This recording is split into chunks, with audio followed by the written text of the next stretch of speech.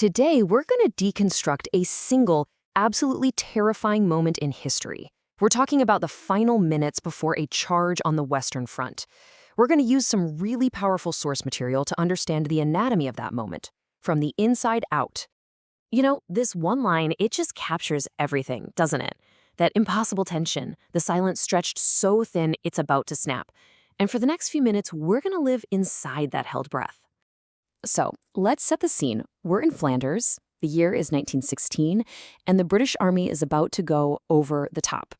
To really get what that was like, we're going to unpack this moment by looking at three distinct things: the environment they were in, what was going on in the mind of a soldier, and the actual sounds of the attack itself. First up, we have to understand the physical world these men were living in. I mean, it wasn't just a backdrop to the war, it was an active participant, and it was absolutely hostile.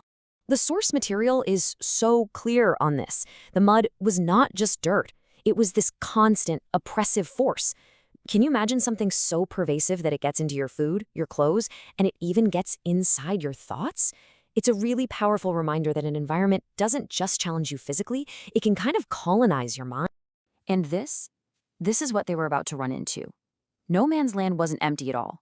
It was a landscape of horrors. The source paints this brutal picture of suffocating mud, craters so deep you could drown in them, wire designed to just trap you and tear you apart, and the constant presence of the unburied dead. And then, looking over all of it, a beautiful sunrise that just feels like a cruel joke. Okay, so let's move from the world outside to the one inside. What in the world is going on in a person's mind when they know they are just minutes away from probable death? So here, the source gives us this incredible contrast between two very different reactions to the same terror.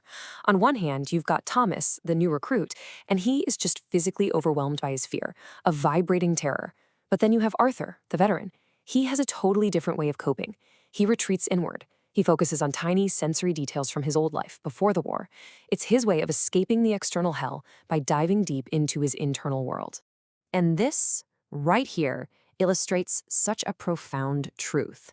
When you're faced with your own annihilation, all those big abstract ideas that supposedly got you there, king and country, patriotism, honor, they fade away.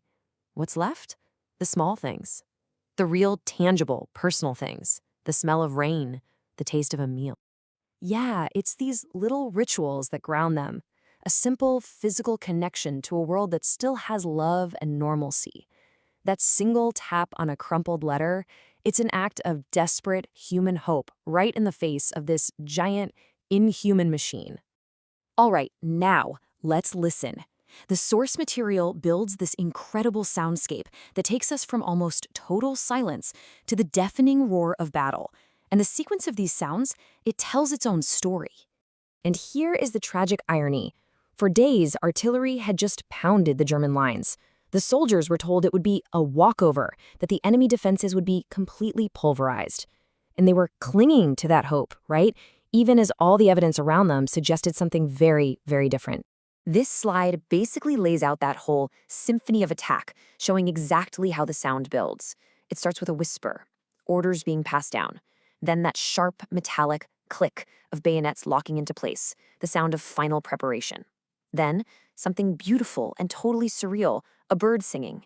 And then, the shriek of the whistle, the signal. That's answered by the roar of the men, which is this mix of fear and fury. And finally, the mechanical stutter of the machine guns, the ones that were supposed to be silent. Let's just pause on that lark song for a second. It is such a powerful detail. This tiny, cheerful sound from the natural world, completely indifferent to the industrial-scale slaughter that's about to unfold. It just highlights the profound absurdity and tragedy of the whole situation. And that whistle? Well, that whistle signals the final act. All the preparation, the fear, the hope, it all culminates in charging headfirst into a storm of iron. This is it, the point of no return. One single shrill sound that just unleashes hell. It's the starting gun for a race where the finish line is a row of machine guns.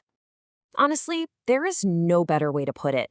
That quiet tension is just shattered by this sudden, overwhelming sensory assault. The promise of a walkover is instantly and violently proven to be a lie. This imagery is just devastating. It completely removes any sense of agency or heroism. They aren't soldiers falling bravely in battle. They're like puppets. Their lives just extinguished in an instant by some unseen mechanical force. It captures the sheer helplessness of these men against those machine guns. And this is the final psychological state. The man who remembered home, the boy who is terrified, all of that is stripped away. In that moment, thought and emotion are a liability. All that's left is pure animal instinct. Survive, run. And that's really the question we're left with, isn't it? The individual, with all his small, precious memories, is fed into the machine of war. What becomes of that person? The source doesn't give us an answer. It just leaves us to contemplate the profound and terrible cost of a single whistle blowing at dawn.